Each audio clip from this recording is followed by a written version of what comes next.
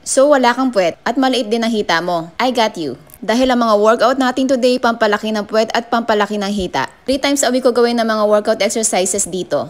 3 set ko ginagawa bawat isa, 14 repetitions ang ginagawa ko sa bawat set. Huwag kayo malilito. Gawin mo muna yung unang set of 14, tapos take a rest ng 30 seconds. Then gawin mo yung second set of 14, take a rest uli, hanggang sa matapos mo pati third set.